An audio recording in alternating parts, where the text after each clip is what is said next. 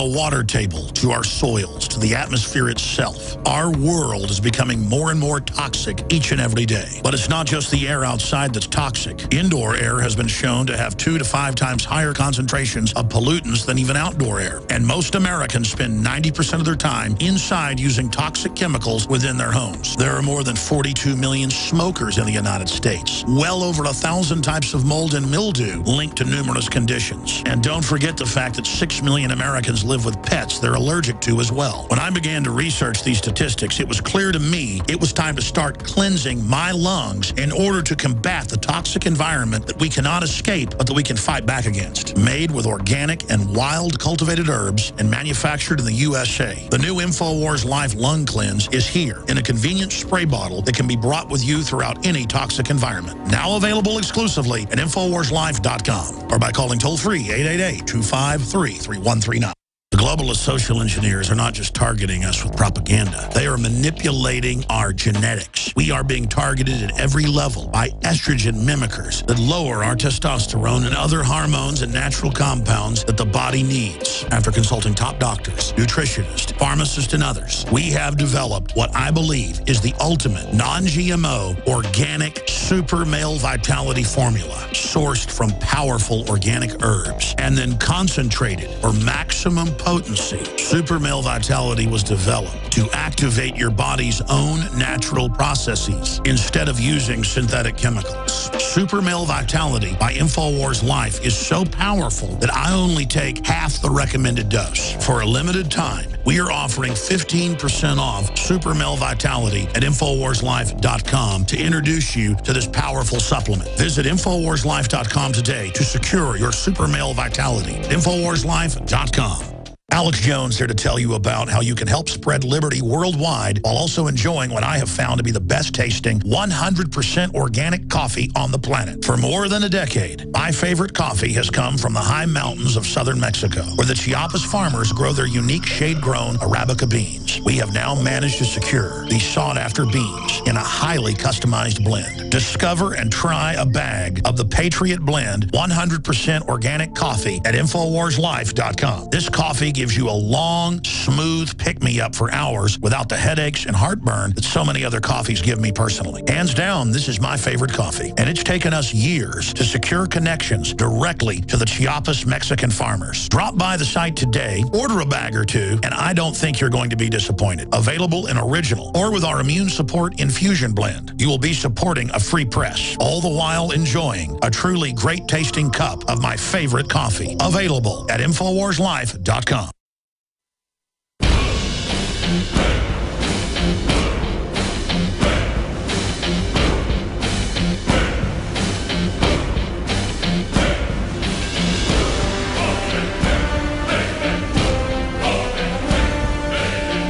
We now take you live to the Central Texas Command Center in the heart of the resistance. It's Alex Jones. Ron Paul has been accused of being a Russian agent by neocon media and people known to be in the CIA. I've been accused of that because I'm against starting a war, overthrowing a government, and taking us to the brink of nuclear war when the Russians are not in an offensive mode. And, you know, we've got a guest on, Peter Van Buren, and I would call him a classical liberal, but a lot of folks would call him a real liberal. And then you've got people on the left that want to have all these wars and have made it a left-wing cause celeb to attack Russia and brought in, you know, all this gay stuff. Hey, get that out of the way, folks. That's not an excuse for World War III. But the point is, it's about who knows the facts. Who knows the history of Ukraine? Who knows what's going on there? Who knows the larger chessboard? And the fact that this is completely immoral, and it's not in the interest of the American people. It's in the interest of big banks and the EU that wants to be bailed out again, and politicians and political classes that love crises and love managing them. They have a stake in a destabilized world. So there's a lot of people that work for the CIA, the State Department, the FBI, you name it, domestically, foreign, who do mean well, but they're compartmentalized. And then you've got the corporate agents. and I'm not demonizing business in general, but the big corporate interest that don't care about the interest of people or their own children, for that matter. They want that money and that status now. And they will bring the world to the brink of total collapse as economic hitmen that John Perkins exposed, he was one of them, to get their power. They're wreckers. And I liken this analogy to every culture's had wreckers. But if you go back 300 years ago in England, down off the coast, by the English Channel, they would have lighthouses, firehouses. And during fog, different cities, different towns would set up a fire to bring ships in and wreck them because of salvage laws would let them then go out in the morning and steal whatever's on the boat when the crew dies or the crew comes into shore. And that's what vulture capitalism is you just wreck everything. You use government to shut down your competition, to shut down mom and pops. And I'm ranting. I want to get some comments from our guest on how we stop this, where his gut tells him this is going to go, studying these people, and how he thinks we can maybe try to get America's soul back and not try to be villains, not try to have an elite that think it's cool to be crooks, and then lose America's soft power that people like John F. Kennedy had. So 5 more minutes, Peter Van Buren, thank you for joining us. And then briefly tell us about your new book at the end, but you've got the kind of the gestalt I've thrown out there.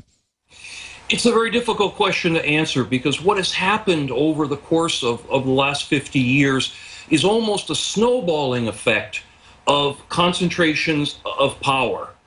The new power resides in the hands of the corporate interests that you've discussed, and it's a little different. They're not interested in conquering land per se, or in being able to tell people in foreign lands how to live per se. They're interested primarily in acquiring wealth, capital, and money.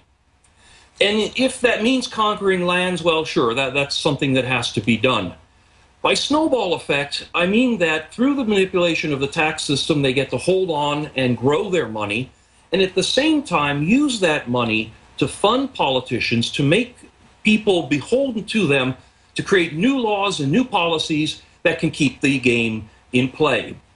Ukraine started over a question, the crisis, if you will, in Ukraine started over a question of which economic bloc Ukraine was going to join. Was it going to join EU, and which by proxy includes the United States, or was it going to cleave towards Russia? Both sides, the Russians and particularly on the EU side, said to the Ukraine, this is a one-way trip. You pick us or you pick them. You're either with us or against us, forcing the Ukrainians in between these two large economic forces. If anyone out there can articulate exactly what America's reasons for being involved in the Ukraine are, absent the desire to capture that market and control the economy, I'd be very interested to hear from them what exactly those interests are. Very well said. And from what I've experienced, this is where you get World War I, World War II. This is where you get, I mean, all historians are saying that, is when you get disconnected elites that aren't even so much arrogant. I mean, they are arrogant and hubris-filled, but they're disconnected from the ground, like Marie Antoinette let them eat cake in the Bastille, and they push people over the edge because they're so insulated. I mean, John Corzine could make 40-to-1 bets with other people's money, steal billions, and then not even get in trouble for it.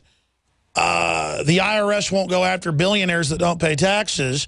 I mean, they really feel insulated because no one has ever stopped them. And I think they have a form of, to be a psychologist, narcissistic megalomania that we see triggering massive empire collapses.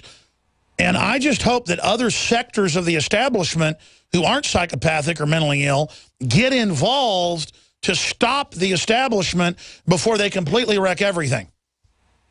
My fingers are crossed that you're right, but my concern is that there may not be an immediate way to slow this down, certainly not an immediate way to bring it to a stop.